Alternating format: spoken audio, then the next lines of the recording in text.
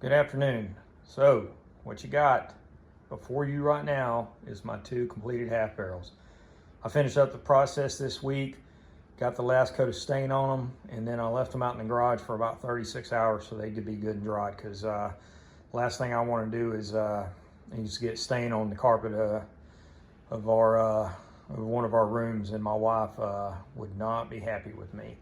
But anyway, as I was saying before, and as I kind of talked about during the process of building these, you can build these one of three ways, and you can build them with, as I elected to do with my own ones here, where I didn't put doors on them.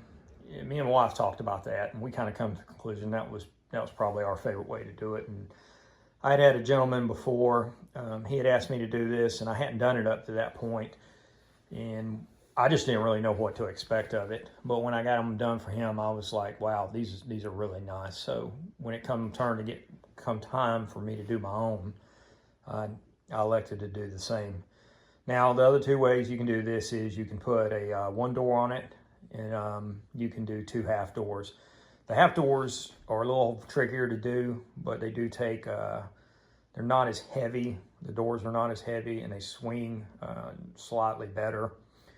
But, you know, once again, if I build these for someone else, it's what they want. So I originally had a bookshelf up here that my wife had in her office, and she let me use it up here. And for a long time, I had it up here. But then I got to thinking, wow, you know what? Let's go on and build the half barrels.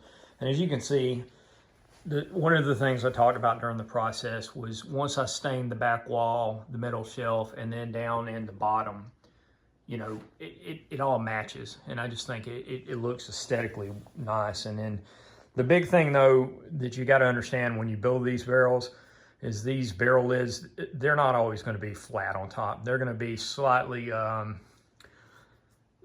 warped in some ways. And if you look over there at the two Bomberger's bottles, the one in the middle is kind of slightly canting to the left. And that's because that barrel lid is a little bit curved on that side. And I've come to a couple of ways to get some of that curvature out, but it's not a 100% guaranteed process. Now, the other thing I tell people too is you can take these barrels, and if you have a full barrel, you can get you a piece of glass, and you can put the piece of glass on top of it. And then, you know, if you've got like challenge coins or patches or something else, you can put them up under that, and it looks good too.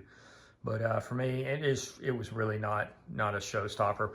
But one of the cool things I did like about this particular barrel lid, and it's kind of flipped over, but it says barrel 53. For the longest time, I wasn't sure what that was. I thought maybe, you know, maybe they had batched these barrels and they had seared them in to get, you know, what number they wanted. But now I got to thinking they would have had to probably build like 100 different things to brand these things. And so when I did the research, I come to find out barrel 53 is a cooperage up in Kentucky, I believe, and they made this barrel. But I had it, and I just thought, man, that's really sharp. So I used this barrel lid to do these particular half barrels. But as you can see, I like my bourbon, and